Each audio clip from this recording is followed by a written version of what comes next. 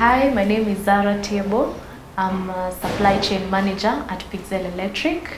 Welcome to Meet the HR. Yes, guys, as you have heard it, we are here with Zara, a supply chain manager.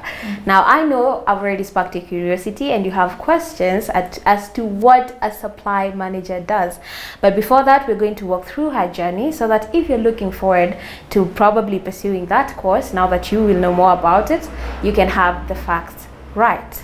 So, Zara, Yes. with being a supply chain manager, is it what you always wanted to do?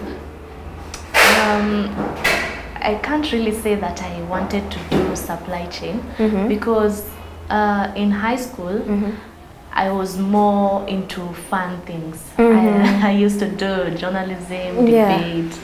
So school wasn't really my strength, but I told myself I'm not going to fail. So I don't like failing, but my interests have been more in interacting with people, doing the fun things that as I've mentioned. But as I grew through, even when I went to choose to campus, it wasn't really on my mind. I was so confused because I'm the firstborn in my home, and I didn't have somebody to look up to. So I was worried, like, which course am I going to take? But my father told me, don't you worry, God will guide us through. So when we were going to see which campus I'm interested in, I popped into JKUAT. I knew the director there, and he told me, you have good grades, why don't you try doing purchasing and supplies management? And I said, since I have nothing to lose, let me just go with it. So I didn't know in mind that God was literally guiding me, like, this is you, this is describing who you are. Because personally I like organizing things, and ensuring that things are in place. You like things in order. Yes, basically. So I joined JKUAT and did purchasing and supplies management. Yes, and I've not really deviated throughout the years. I've done supply chain for 6 years now. 6 years? Yes. In the field? Yes. Wow, that is beautiful. And what are the requirements for you to pursue the course in campus? Well, you have to have a minimum of B- for you to pursue degree, but you can enroll with a C- at diploma level. So you can start from there. You don't have to start from the top. No. Unajua ukisema B-, people already panicking. Oh Lord, what do I do? I've not even gotten to that B-. Someone can still start from the bottom, right? Yes, Okay, so you studied your 4 years. Was there attachment to give you experience? Were there any practical courses that prepared you for the job market? Yes, I went for an attachment at KPLC. So I went there. I was really hands-on. I like performing. So when I have a problem, I will not leave it until it's done. I'll have to look of all possible solutions so that it's solved. Yes. So my supervisor then really liked how I handled things, and they decided to retain me. Oh wow. And I shifted my classes to evening. So I was doing work during the day and having my classes. That was in semester year 3 and 4. Wow. You started working even before you stepped out of school. But it's because during this period you grew the passion for what you were doing. Exactly. And it was also in line with your personality. And you found a way to make it work such that people could also see the potential that was in you, and they decided to retain you as a student. They employed you full-time? Yes. Wow. Guys, can you see the power of passion when you're pursuing your career? Because I can see it right here with Zara. So you're working and you're also in school. What happened after? Well, so I finished school. I graduated, so I retained it.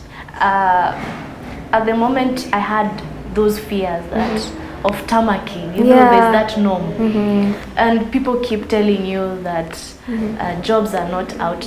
The jobs are not there, but to me, I feel that's a myth because this is a very marketable course. It's in conjunction. That's why I think later on in JKUAT, they are doing 2 courses. That is purchasing and supplies management, and there's a course of procurement and contracting. They are sisters, but they are totally different. Yes. Explain to us how procurement and purchasing and purchasing and supplies. How is it different? Because so supply chain is the umbrella. So this means is there's coordinating and managing activities that ensure delivery of product service to the customer from the manufacturer. So procurement is part of the activities because now it covers a section bit of it.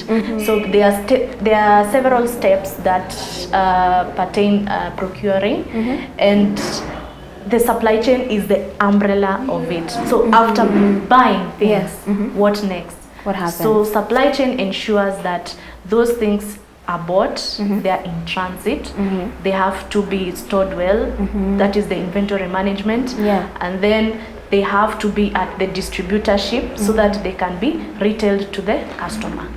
So it's a whole journey. You see, when you're studying procurement and purchasing and supplies, it appears easy. Even there's this misconception that procurement is just buying things. That is what I've heard. You know, people are saying actually some courses are so unnecessary. Like, how can you go to school to be taught about buying and selling things? So people have that mentality. Actually, it's procurement. Me, study procurement, buying and selling things. I mean, I do it all the time. Like, you know. People forget that there's a whole lot of activities in between before that product reaches the market, because you have to do the forecasting, you have to do supply chain appraisal, the supplier's appraisal, you have to identify and select the right supplier, because if you have the wrong supplier, then you're out of business. It's down. Basically, we are hand in hand with the finance, and we handle the company is on our hands. Take for example this company, Pixel Electric. We do supply electronic components. So we have to have a sourcing system whereby we have the best system where we have good suppliers who deliver on time, and they have cost-effective system in delivering the products to us. We have to understand their location, you have to understand their financial status. If we enter into a contract with them and then the following day it tells us that we don't have the materials to do the manufacturing, then what are we going to tell our customers? And they're expecting so the learning bit of procurement and purchasing and supplies is easy, but when you come out to do the actual job, that's where it can be even harder than an engineer. Yes, because there's dynamics in business. And in different sectors. Like for me, I started in Kenya Power, and then I went to supermarket, and then from there I went to a retailer, Mudokinjo. I don't know if you've heard of it. They deal with paints and cement. Yes, I went there to do, I was an procurement assistant. And then you can see from dealing with the power and electricity, products, and then coming to supermarket, like the normal things you buy for the house. Now you have to understand how they come from different suppliers. Like for unga, we have X Limited, we have Ajab, we have, so we have to know how to balance the products and how to serve this to the customer. So it's a whole technical thing, operations, and it's very wide, and you need innovative and smart people to ensure those operations, the flow of goods is flawless. Like there's no problems in between, although everywhere there are challenges. There are challenges. But you have to be hands-on and you have to be critical thinkers when coming to ensure the operations are done as it should.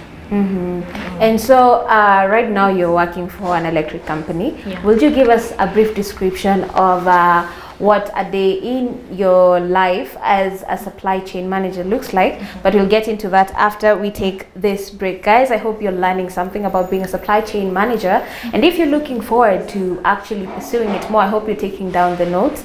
Or if you didn't know what you wanted to do and maybe this is sparking your interest a little, stick around because there's much more in store for you right here on Meet the HR. Don't touch that dial. We will be coming right back after the break.